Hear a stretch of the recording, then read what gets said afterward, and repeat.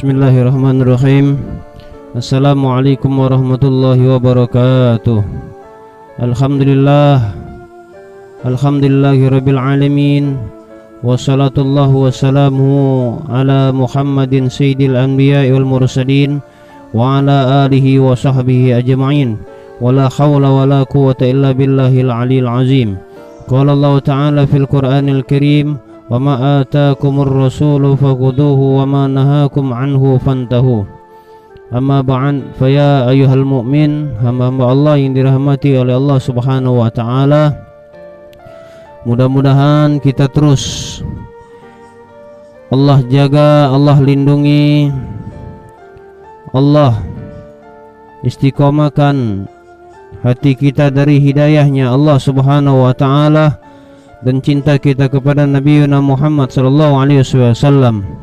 Amin Allahumma amin. Dan sebagai pengikut baginda Nabi Muhammad sallallahu alaihi wasallam, kemudian bagaimana cara mengikuti baginda Nabi Muhammad sallallahu alaihi wasallam? Sebagaimana yang telah dikatakan, wa ani bani Umar radhiyallahu anhu an Abi Bakrin As-Siddiq radhiyallahu anhu mauqufan alaihi annahu qala argobu Muhammadan sallallahu alaihi wasallam fi ahli baitihi. Bihadzal makna argobu ra'uhu wa ihtiramuhu wa ikramuhu wallahu alam.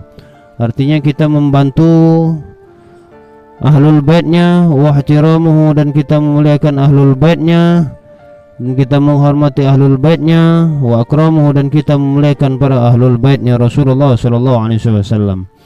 Hamba Allah yang dirahmati oleh Allah Subhanahu wa taala, baiklah, dalam hal ini kita akan membaca bab tentang ikhlas dalam beramal. Qala Allah taala fil Qur'anil Karim, wa ma umiru illa liya'budullaha mukhlishina lahuddin hunafa'a wa yuqimus salata wa yutuz zakata wa dzalika dinul qayyimah. Allah Subhanahu wa taala berfirman, mereka tidaklah, kata Allah Subhanahu wa taala, diperintah kecuali supaya menyembah kepada Allah Subhanahu wa taala dengan ikhlas dalam menjalankan agama, dengan lurus mendirikan salat dan menunaikan zakat. Itulah agama Allah Subhanahu wa taala yang lurus. Al-Qur'an surah Al-Bayyinah surah ke-98 ayat ke-5. Wa qala ta'ala fil Qur'anil Karim, dalam ayat Allah Subhanahu wa taala yang lain, lan yanalallaha luhumuha wala dima'uha walakin yanaluhu taqwa minkum. Allah Subhanahu wa taala berfirman, tidaklah sampai kepada Allah Subhanahu wa taala daging dan darah kurban, akan tetapi yang sampai kepadanya adalah takwa dari kamu sekalian. Al-Quran surah Al-Hajj surah ke-22 ayat ke-37. Wa qala ta'ala dalam Al-Quranul Karim, qul in tukhfu ma fi sudurikum aw tubduhu ya'lamhu Allah. Allah Subhanahu wa taala berfirman, tidaklah, katakanlah, qul in tukhfu, jika kamu sekalian merahasiakan ma fi sudurikum, atau merahasiakan apa yang ada di hati kalian, aw tubduhu, atau kalian tampakkan apa yang terkandung di dalam dadamu, wa ya'lamhu Allah, Allah Subhanahu wa taala mengetahui. Hadza binniyah. Jadi bagaimana hadza binniyah? Kenapa hamba Allah, niat kita Allah Subhanahu wa taala paham, sekalipun secara zahir yang kita tampakkan itu hakikatnya tidak sama dengan niat, akan tapi Allah Subhanahu wa taala pasti paham akan semua niat daripada apa yang kita lakukan. Wa amirul mu'minin Abi Habsin Umar bin Al-Khattab ibn Nufail ibn Abdul Uzza ibn Riyah ibn Abdullah ibn Qurad ibn Razah ibn Adi ibn Ka'ab bin Lu'ay bin Ghalib al-Quraishi al-Adawi radhiyallahu anhu qala sami'tu Rasulullah sallallahu alaihi wasallam yaqul innamal a'malu binniyat wa innamal likulli imri'in ma nawa, faman kanat hijratuhu ila Allah wa rasulih wa hijratuhu ila Allah wa rasulih wa man kanat hijratuhu lid-dunya yusibuha aw imra'atin yankihuha fa hijratuhu ila ma hajara ilaihi, muttafaq alaih. Dalam hadis dari Amirul Mukminin Abu Habsah Umar bin Khattab bin Nufail bin Abdul Uzza bin Riyah bin Abdullah bin Qurad bin Raza bin Adi bin Ka'ab bin Lu'ay bin Ghalib al-Quraish al-Adawi radhiyallahu anhu berkata, saya katanya mendengar Rasulullah sallallahu alaihi wasallam telah bersabda bahwasanya semua amal itu tergantung daripada niatnya, dan bahwasanya apa yang diperoleh oleh seseorang adalah sesuai dengan apa yang diniatkannya. Barang siapa yang hijrah karena Allah Subhanahu wa taala dan Rasulnya, maka hijrahnya itu akan diterima oleh Allah Subhanahu wa taala dan Rasulnya.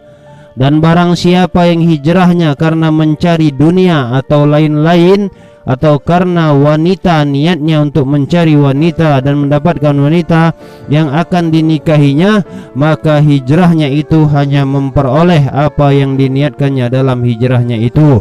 Hadis riwayat Bukhari dan Muslim.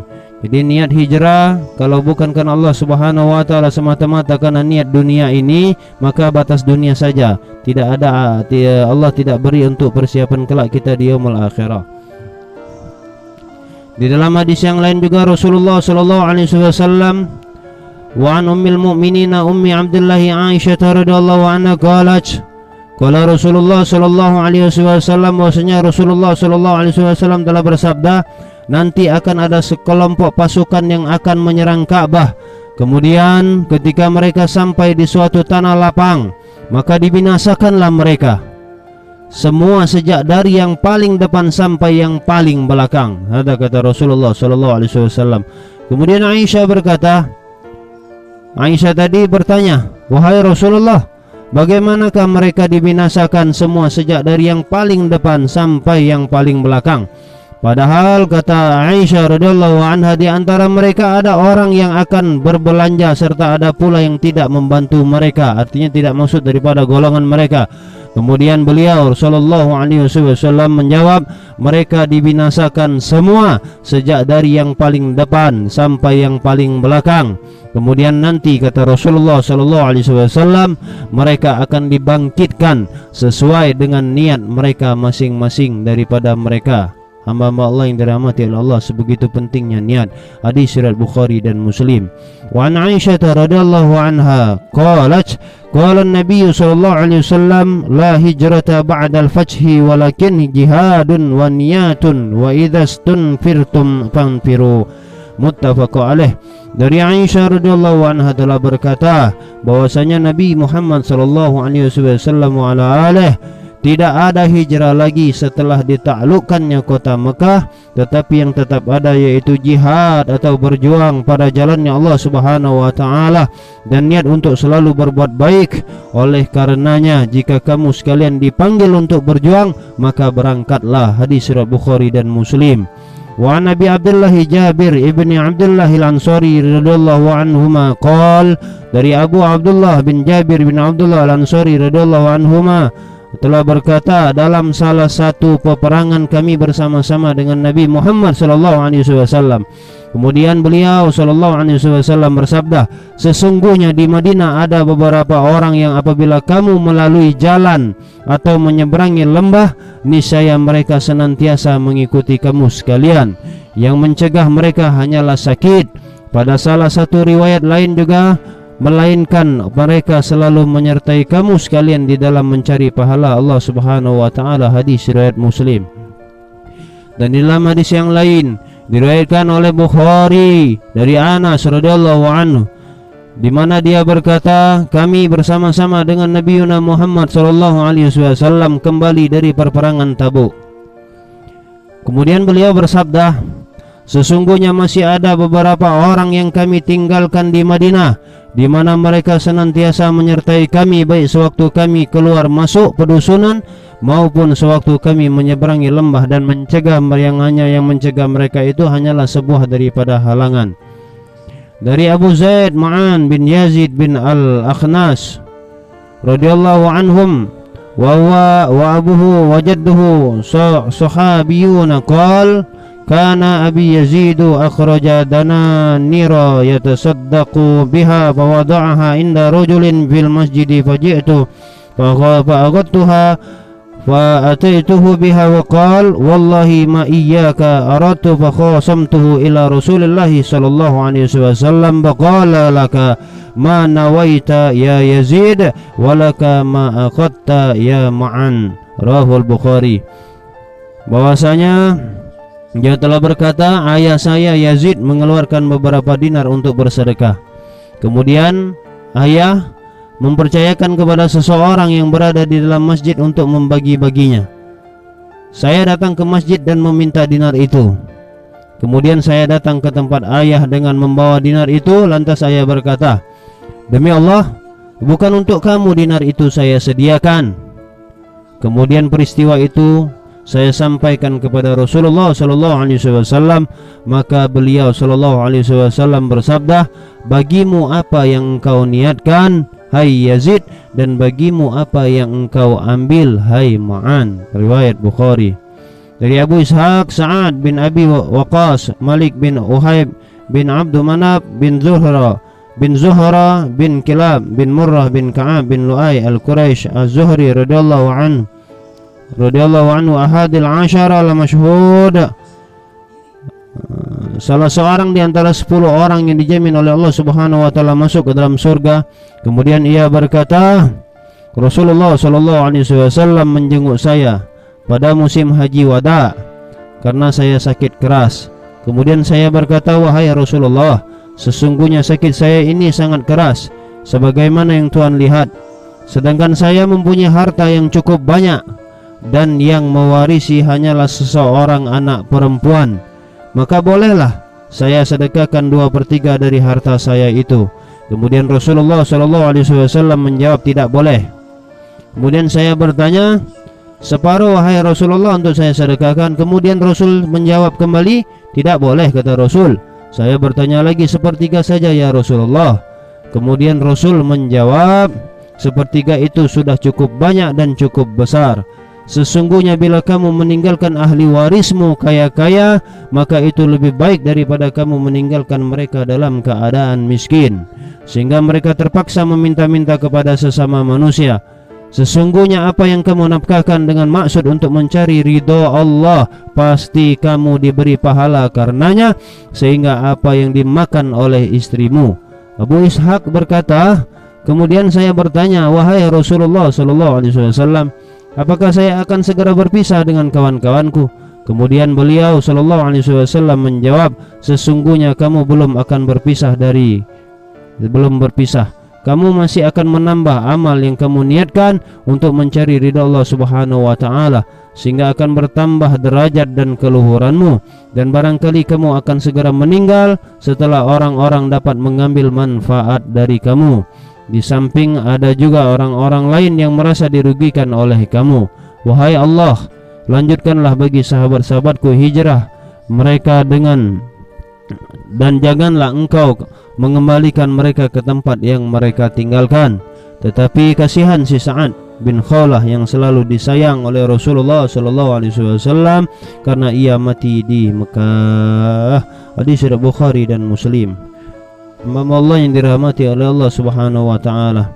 Kemudian dalam hadis dari Abu Hurairah Abdurrahman bin Sakhir radhiyallahu anhu bahwasanya Rasulullah sallallahu alaihi wasallam telah bersabda, sesungguhnya Allah Subhanahu wa taala tidak melihat bentuk tubuhmu dan tidak pula melihat ketampananmu, akan tetapi Allah Subhanahu wa taala melihat hatimu.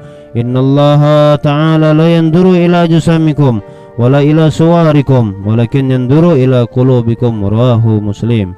Di dalam hadis yang lain dari Abu Musa Abdullah bin Qais al-Ashari radhiyallahu anhu telah berkata, Rasulullah sallallahu alaihi wasallam bersabda, Rasulullah sallallahu alaihi wasallam ditanya tentang seseorang yang berperang karena keberaniannya, berperang karena kesukuannya dan berperang karena riya. Manakah yang termasuk berperang pada jalan Allah Subhanahu wa taala? Rasulullah sallallahu alaihi wasallam bersabda dan menjawab, barang siapa yang berperang agar kalimah Allah menjadi terangkat, maka itulah perang pada jalan Allah Subhanahu wa taala. Hadis riwayat Bukhari dan Muslim. Wa an Abi Bakrah Nufai' ibn al-Harith At-Thaqafi radhiyallahu anhu anna Nabiy sallallahu alaihi wasallam qala, apabila ada dua orang Islam yang bertengkar dengan pedangnya masing-masing, maka orang yang membunuh dan orang yang terbunuh sama-sama berada dalam neraka. Kemudian saya bertanya kepada Rasulullah sallallahu alaihi wasallam, wahai Rasulullah, yang membunuh sudah wajar ya Rasulullah kalau berada di dalam neraka. Kemudian kenapa orang yang terbunuh juga masuk ke dalam neraka ya Rasulullah? Kemudian Rasul menjawab, karena ia sangat berambisi untuk membunuh kawannya. Hadis riwayat Bukhari dan Muslim. Dari Abu Hurairah radhiyallahu anhu telah berkata bahwasanya Rasulullah sallallahu alaihi wasallam itu salat seseorang, Rasulullah sallallahu alaihi wasallam bersabda, salat seseorang dengan berjamaah itu pahalanya lebih banyak daripada ia salat sendirian di pasar atau di rumahnya, selisih 20 derajat lebih. Yang demikian itu karena bila seseorang yang telah menyempurnakan wuduknya kemudian pergi ke masjid yang tiada lain tujuannya kecuali untuk sholat dan tiada yang mendorongnya ke masjid kecuali sholat, maka setiap ia melangkah atau langkah diangkatlah, atau dalam satu langkahnya diangkatlah 1 derajat dan diampunilah 1 dosa, sehingga ia masuk ke dalam masjid. Apabila ia berada dalam masjid, maka ia dianggap melaksanakan sholat selama ia menunggu saat sembahyang dilaksanakan. Dan para malaikat memintakan rahmat kepada Allah Subhanahu wa ta'ala kepada salah seorang di antara kamu sekalian selama ia duduk di tempat yang untuk mengerjakan sholat, di mana para malaikat berdoa, wahai Allah, Allahumma fir lahu, Allahumma tub alaihi, ma lam yu'zi fihi, ma lam yuhdits fihi, muttafaq alaih. Malaikat berdoa kepada Allah Subhanahu wa ta'ala, wahai Allah, kasihanilah dia, ampunilah dosa-dosanya, wahai Allah, terimalah taubatnya selama ia tidak membuat gaduh di dalam masjid dan selama ia tidak berhadas di dalam masjid. Hadis riwayat Bukhari dan Muslim. Wa Nabil Abbasi Abdullah bin Abbas bin Abdul Muttalib radhiyallahu anhuma an Rasulullah sallallahu alaihi wasallam, bahwasanya Rasulullah sallallahu alaihi wasallam di mana beliau menceritakan tentang apa yang diterimanya dari Tuhan yang Maha Pemberkah lagi Maha Luhur, di mana beliau bersabda, sesungguhnya Allah Subhanahu wa ta'ala itu mencatat kebaikan-kebaikan dan kejahatan-kejahatan. Kemudian dijelaskannya semua itu barang siapa yang bermaksud untuk mengerjakan kebaikan akan tetapi ia tidak melaksanakannya, maka Allah Subhanahu wa ta'ala mencatat baginya 1 kebaikan, hanya niat sama Allah. Dan barang siapa yang bermaksud untuk mengerjakan kebaikan lantas ia mengerjakannya atau mengerjakan kebaikan itu, maka Allah Subhanahu wa ta'ala mencatat baginya 10 kebaikan sampai 700 kali lipat. Hada, bahkan sampai berlipat ganda yang tak terhitung banyaknya. Barang siapa yang bermaksud untuk berbuat kejahatan akan tetapi ia tidak melaksanakannya, maka Allah Subhanahu wa ta'ala mencatat baginya 1 kebaikan. Dan barang siapa yang bermaksud untuk mengerjakan kejahatan lantas ia mengerjakannya, maka Allah Subhanahu wa ta'ala mencatat baginya 1 kejahatan. Hadis riwayat Bukhari dan Muslim. Di dalam hadis yang lain ada 3 orang yang berteduh di gua. Cerita ini hamba Allah. Wa an Nabi Abdurrahman Abdullah bin Umar bin Al-Khattab radhiyallahu anhu maqal, sami'tu Rasulullah sallallahu alaihi wasallam yaqul, dulu sebelum kamu ada 3 orang berjalan-jalan, kemudian mereka mendapatkan sebuah gua yang dapat dimanfaatkan untuk berteduh. Maka mereka pun masuk ke dalamnya. Kemudian tiba-tiba ada batu dari atas bukit yang menggelinding dan menutupi pintu gua itu sehingga mereka tidak dapat keluar. Salah seorang di antara mereka berkata atau ngomong, sesungguhnya tidak ada yang dapat menyelamatkan kamu sekalian dari bencana ini kecuali bila kamu sekalian berdoa kepada Allah Subhanahu wa ta'ala dengan menyebutkan amal-amal soleh yang pernah kalian perbuat.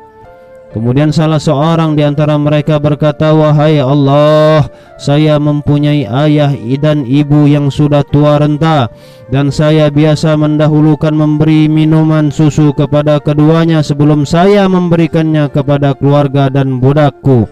Pada suatu hari saya terlambat pulang dan mencari kayu, dan saya temui keduanya sudah tertidur, ayah dan ibunya. Saya terus memerah susu untuk persediaan minum kedua orang tuanya. Karena kudapatkan keduanya telah tidur, maka saya enggan untuk membangunkannya, dan saya pun tidak akan memberi minum susu itu baik kepada keluarga maupun kepada budak sebelum saya memberi minum itu kepada ayah dan bunda saya. Saya tunggu ayah dan bunda saya hingga terbit fajar, barulah kedua-duanya bangun dari tidurnya itu, serta kuberikan minuman susu kepada kedua orang tuanya. Padahal sejak malam anak-anak saya menangis dan dengan terisak-isak dengan mengelilingi kaki saya. Wahai Allah, kata seseorang tadi, jika saya berbuat seperti itu karena mengharapkan ridhamu, maka geserkanlah batu yang menutupi gua ini. Maka bergeserlah sedikit batu itu, tetapi mereka belum bisa keluar dari gua itu. Kemudian yang lain berkata, wahai Allah, sesungguhnya katanya, wahai Allah, sesungguhnya saya mempunyai saudara sepupu yang sangat saya cintai.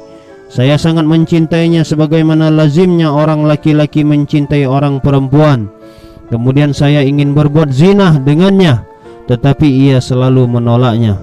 Selama beberapa tahun ia tertimpa kesulitan, kemudian datang kepada saya, dan saya berikan kepadanya 120 dinar, dan ia sanggup menyerahkan dirinya untuk diperlakukan apa saja oleh saya, kapan saja saya menginginkannya.